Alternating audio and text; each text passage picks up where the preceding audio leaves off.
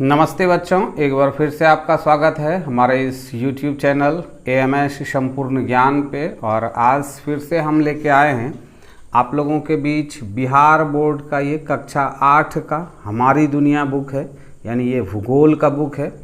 और आज हम लोग इकाई 2 का ये भारतीय कृषि विषय का अध्ययन करेंगे। इससे पहले के क्लासेस को अगर आपने नहीं देखा है तो आपसे हमारा रिक्वेस्ट है कि आप हमारे प्लेलिस्ट में जाएं और वहां से जाके इससे पहले के भी क्लासेस को आप देखें और भूगोल को अच्छी तरह से समझने का प्रयास करें। किसी भी तरह का कुछ प्रॉब्लम हो तो आप कमेंट्स बॉक्स में कमेंट्स कर सकते हैं। और अगर आप 8 क्लास का या फिर किसी भी क्लास का आप इंग्लिश पढ़ना चाहते हैं तो भी आप हमारे इस चैनल के प्लेलिस्ट में जाएंगे तो आपको मिल जाएगा। या फिर अगर आप ट्रांसलेशन सीखना चाहते हैं, ग्रामर सीखना चाहते हैं तो हमारा खुद का एक चैनल है AMS स्पोकन गुरु के नाम से। आप इसको YouTube के सर्च बार में टाइप करेंगे और ओके करेंगे तो हमारे उस चैनल पे पहुंच जाएंगे। तो आज का क्लास स्टार्ट करते हैं। क्या है भारतीय कृषि? कृषि मतलब खेती का जो काम होता है उसी को कृषि बोला जाता है। तो भारतीय कृषि यानी भारत में जो खेती का काम होता है इसके बारे में आज के इस अध्याय में हम लोग अध्ययन करेंगे। ये क्लास थोड़ा सा लंबा है तो हम इसको 3 भागों में विभाजित किए हैं।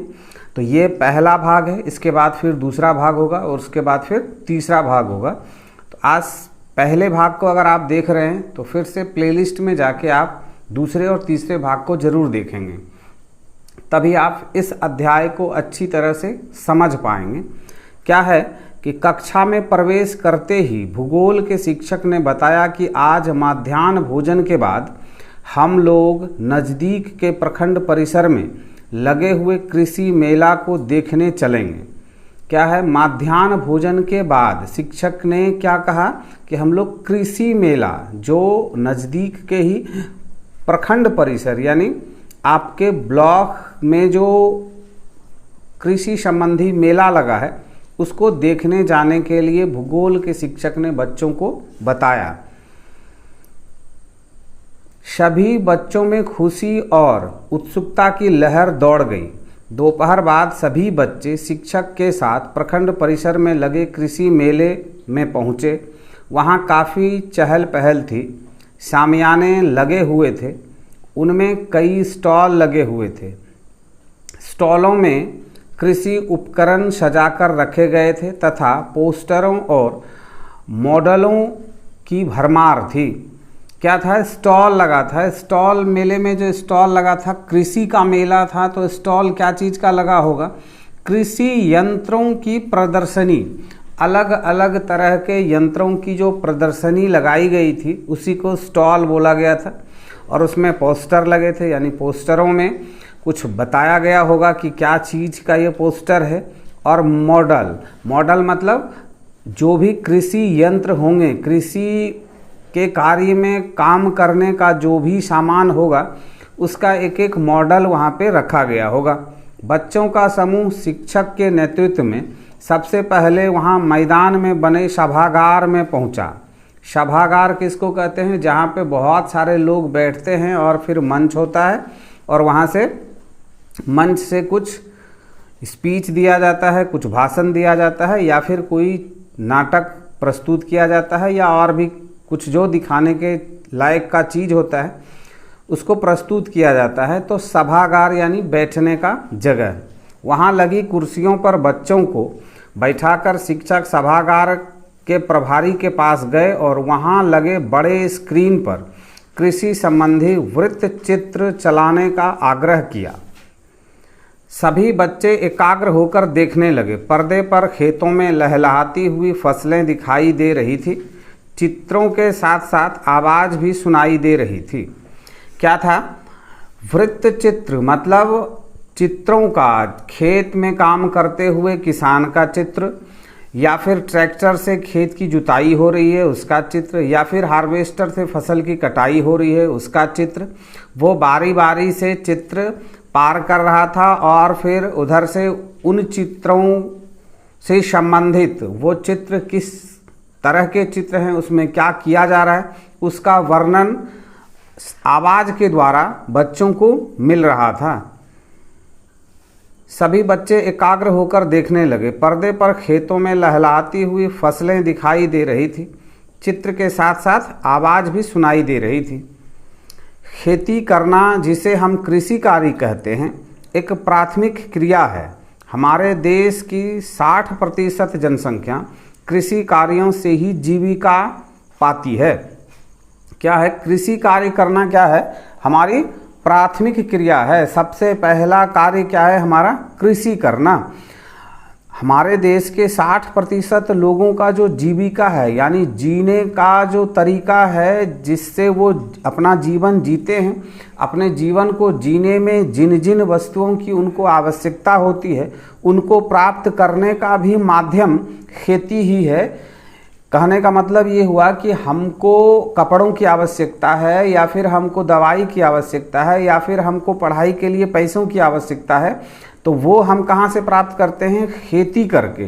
खेती करके जो हम फसल पैदा करते हैं, उन फसलों को बेच के हम कपड़े खरीदते हैं, उन्हीं फसलों को बेच के हम अपने ज़रूरत के सामान को खरीदते हैं। तो हमारा जो जीविका है, खाने का फसल तो हम उपजाते ही हैं, कुछ खाने का जो चीज़ होता है उसको हम खरीदते हैं, जिस चीज़ को हम नहीं उपजाते हैं उसको हम खरीदते हैं। लेकिन उसको खरीदने के लिए हम जो पैसे इकट्ठा करते हैं वो कहाँ से करते हैं? हम कृषि कार्यों से ही करते हैं। यानी कृषि से उत्पादित फसलों को बेच के हम उन अपनी आवश्यकताओं को पूरा करते हैं। तो ऐसे लोग हमारे देश में कुल जनसंख्या का 60% है जिनकी जीविका खेती पे ही निर्भर है। भूमि को जोतकर विभिन्न प्रकार की फसलें, सब्जियां, फल फूल उपजाना, पशुओं को पालना, मत्स्य पालन इत्यादि करना कृषि कार्य है। कृषि कार्य में क्या क्या आ गया? फसलों का उत्पादन, सब्जियों का उत्पादन, फल फूल का उत्पादन, पशुपालन करना। हम जो गाय, भैंस, बकरी, ऊंट इन सब चीज़ों को पालते हैं वो भी कृषि कार्य के अंतर्गत आता है। यहाँ तक कि मत्स्य पालन, यानी मछली का जो पालन करते हैं, पोखर में, तालाब में जो मछलियों के छोटे छोटे बच्चों को डाल के और फिर वो जब बड़े होते हैं तो उनका हम फिर मंडी में व्यापार करते हैं, तो वो भी कृषि कार्य के अंतर्गत ही आते हैं। कृषि उत्पादों पर दूसरे अनेक उद्योग निर्भर करते हैं। बहुत सारे उद्योग धंधे हैं जो कृषि कार्य पर निर्भर करते हैं। अब आप कहेंगे कि कृषि कार्य पर कौन से उद्योग निर्भर करते हैं? हम खाद का इस्तेमाल करते हैं, कहाँ से आता है? वो कल कारखानों से आता है। हम कुदाल का इस्तेमाल करते हैं, वो कहाँ से आता है? लोहे से बन के आता है। तो लोहा कहाँ बनता है? कल कारखानों में बनता है।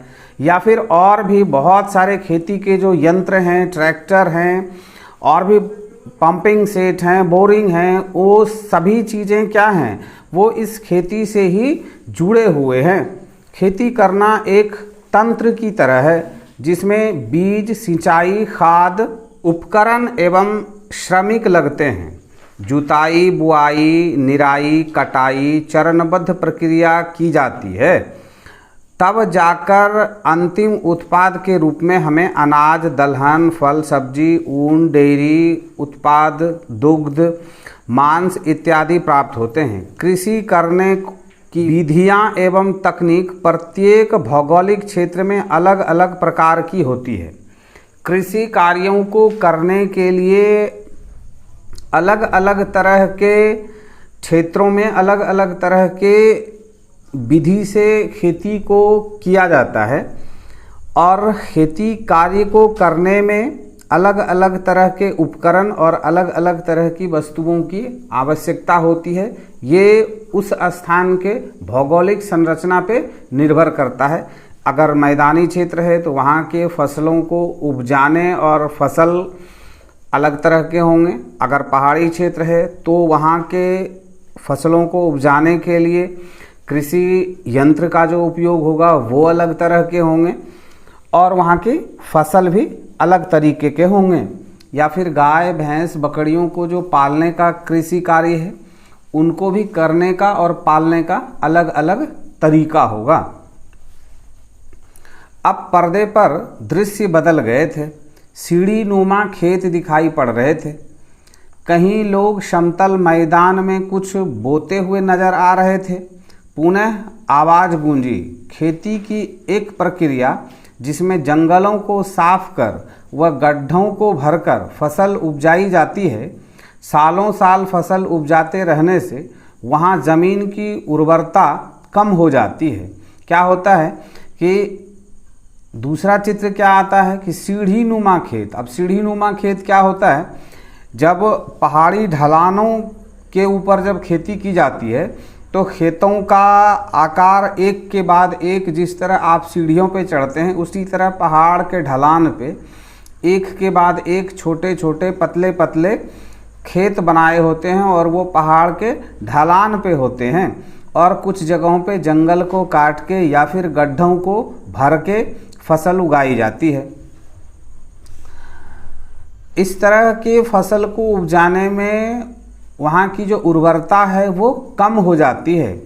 तब वहाँ खेती करना छोड़ देते हैं और जंगल के किसी दूसरे हिस्से को साफ करके वहाँ खेती करने लगते हैं। इसे स्थानांतरित कृषि कहते हैं। स्थानांतरित कृषि किसको कहते हैं? जब हम ऐसी भूमि पे खेती करते हैं जहाँ लंबे समय तक खेती करने के बाद उस भूमि की उर्वरता यानी उसके अंदर जो फसल को उगाने का, पौधे को उगाने की जो क्षमता है वो लगातार फसल को उगाते रहने से धीरे धीरे कम हो जाता है, जिससे पैदावार बहुत कम हो जाती है। तो हम उसको वहाँ पे फसल उगाना छोड़ के फिर दूसरे जगह की तलाश करते हैं, जंगलों को काटते हैं या फिर दूसरे गड्ढों को भर के वहाँ पे हम खेती करते हैं। तो ऐसी खेती को स्थानांतरित कृषि कहते हैं। इस तरह की खेती में ना तो आधुनिक उपकरण उपयोग किए जाते हैं और ना ही खाद। इसमें पारिवारिक श्रम का ज़्यादा उपयोग होता है और उपज भी अपेक्षाकृत कम प्राप्त होती है।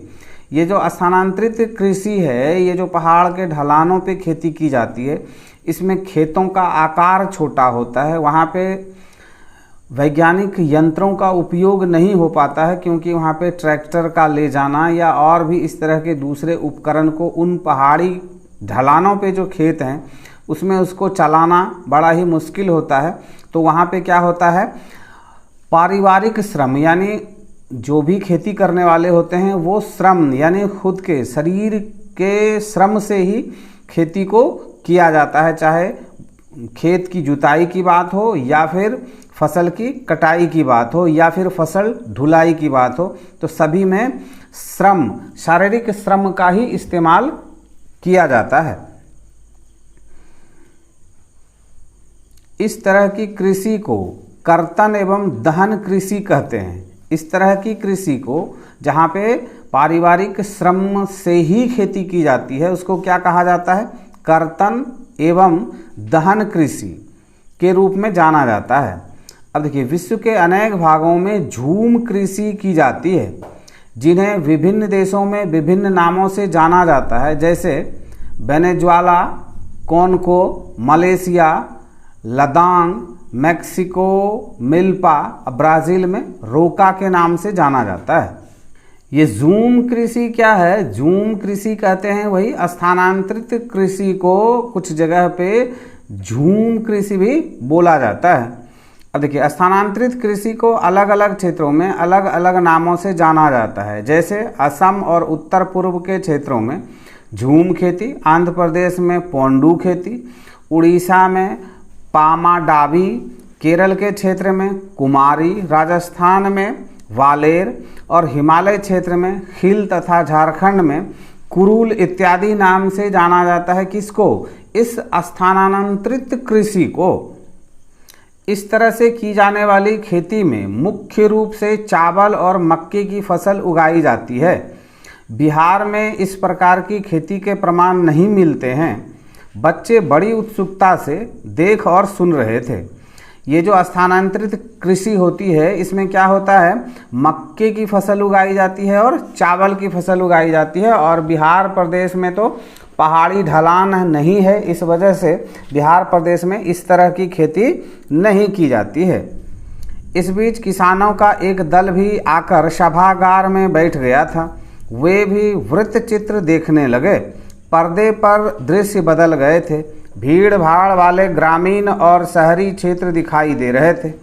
लंबे बड़े मैदानों में धान के खेतों में काम करते हुए लोग दिखाई दे रहे थे। अब क्या हो गया कि वृत्त चित्र बदल चुका था। ये स्थानांतरित कृषि यानी सीढ़ी नुमा खेती जो है, पहाड़ी ढलानों पर का जो खेती है वो अब हट चुका था और क्या आ गया था, भीड़ भाड़ वाले जगह आ गए थे और शहरी क्षेत्र दिखाई दे रहे थे। बड़े लंबे मैदान जो बिहार के गंगा और कोसी के मैदानी क्षेत्र में पाया जाता है, उस तरह का क्षेत्र दिखाई दे रहा था। इस दृश्य के साथ आवाज़ गूंजी, भारत के उन क्षेत्रों में जहां भूमि पर जनसंख्या का दबाव अधिक होता है वहां गहन जीविका कृषि की जाती है। इस पद्धति में कम से कम भूमि में अधिकतम उत्पादन का प्रयास किया जाता है। इसके लिए श्रम, उर्वरक और उपकरणों का भरपूर उपयोग किया जाता है। क्या कहा गया, भीड़ भाड़ वाले क्षेत्र जब आ गए तो क्या आवाज़ आई कि इस तरह के क्षेत्र में गहन जीविका कृषि की जाती है, यानी कम क्षेत्र में, कम खेत में अधिक उपज के लिए क्या होता है, वहाँ श्रम और उर्वरक और उपकरणों का भरपूर उपयोग किया जाता है। हम आप बिहार प्रदेश से हैं तो आप पाते होंगे कि ट्रैक्टर से खेत की जुताई, हार्वेस्टर से धान की कटाई और फिर फसलों में, चाहे वो मकई का फसल हो या फिर गेहूं का फसल हो या फिर धान या फिर दलहन तेलहन किसी का भी, उसमें हम बहुत अधिक उर्वरक यानी खाद की मात्रा का उपयोग करते हैं। और एक वर्ष में एक ही खेत में अनेक फसलें उगाई जाती है। जिस तरह हम लोग धान की खेती करते हैं, धान की खेती करने के बाद उसी खेत में फिर गेहूं को बोते हैं और उसी गेहूं को काटने के बाद फिर उसी खेत में हम लोग मूंग की भी खेती कर लेते हैं या फिर मकई की खेती कर लेते हैं। तो इस तरह से एक वर्ष में एक खेत में अधिक से अधिक 3 फसलें उगाई जाती है या फिर 2 फसलें उगाई जाती है।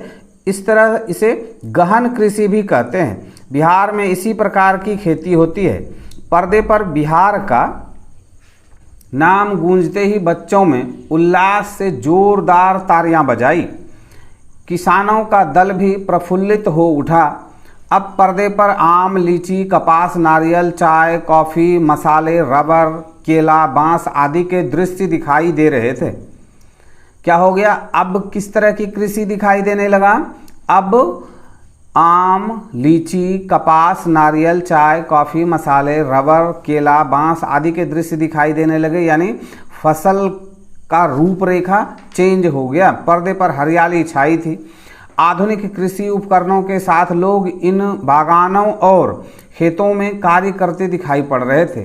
पर्दे पर आवाज़ गूंजी, आधुनिक कृषि उपकरणों और बड़े पूंजी निवेश से जब बड़े पैमाने पर फसलों का उत्पादन करते हैं जिसकी बिक्री के लिए बड़ा बाजार उपलब्ध रहता है, तो इस प्रकार की कृषि वाणिज्यिक कृषि कहलाती है।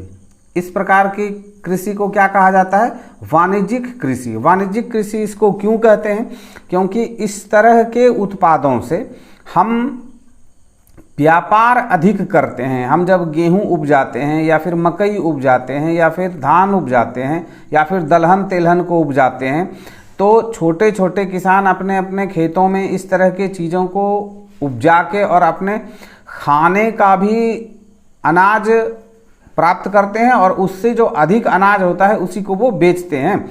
लेकिन आम, लीची, कपास, नारियल, चाय, कॉफ़ी, रबर, केला, बांस इत्यादि का जो खेती होता है वो सिर्फ खेती होके और उससे व्यापार होता है, तो उसको वाणिज्यिक कृषि कहते हैं। उत्तरी बिहार में मखाना, केला और तंबाकू की खेती वाणिज्यिक कृषि के उदाहरण हैं। बिहार का नाम आते ही बच्चों में फिर जोरदार तालियां बजाई। बच्चों को भारतीय कृषि के बारे में जानकर काफ़ी आनंद आ रहा था तथा उनको और अधिक जानने की उत्सुकता हो रही थी। अब पर्दे पर किसी महिला उद्घोषिका की आवाज़ सुनाई देने लगी। भारतवर्ष में ऋतुओं के अनुसार फसलें रोपी और काटी जाती हैं। यहाँ मुख्य रूप से 3 फसल ऋतु हैं, खरीफ फसल, रबी फसल और जायद फसल। खरीफ फसलें, खरीफ फसलें किसको कहते हैं? मॉनसून आने के साथ ही अर्थात जून जुलाई में बोए जाने वाली और अक्टूबर नवंबर में काटी जाने वाली फसलें खरीफ फसलें कहलाती है।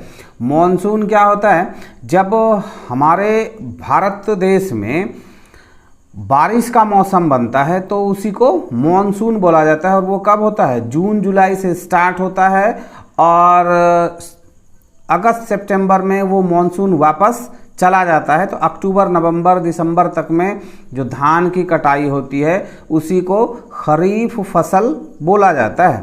अब रबी फसल क्या है? ये फसलें अक्टूबर नवंबर में बोई जाती हैं और मार्च अप्रैल में काट ली जाती हैं। इस दौरान उपजने वाली फसलों का तापमान एवं जल की आवश्यकता खरीफ की अपेक्षा कम होती है, लेकिन खुली धूप और नमी आवश्यक होती है। रबी फसलों में गेहूं, चना, मटर, मसूर, जौ इत्यादि फसलें हैं। क्या है? रबी फसलों में क्या होता है कि उनको तापमान थोड़ा सा खुला हुआ चाहिए और धूप भी चाहिए, लेकिन वातावरण में नमी भी चाहिए। और खरीफ फसल में क्या है? इसमें पानी की अधिकता होती है। उद्घोषिका ने आगे कहा, खरीफ व रबी के बीच में अर्थात गर्मी के मौसम में जो फसलें बोई जाती है वे जायद कहलाती हैं। जायद फसलें कम समय में उपजने वाली फसलें हैं। इसमें मुख्यतः शीघ्र तैयार होने वाली फसलें उपजाई जाती है। तरबूज, ककड़ी, खीरा, सब्जियां इत्यादि जायद फसलें कहलाती है। इससे पहले मैंने आपको बताया था कि साल में 3 तरह की फसलें मैदानी क्षेत्रों में उगाई जाती हैं।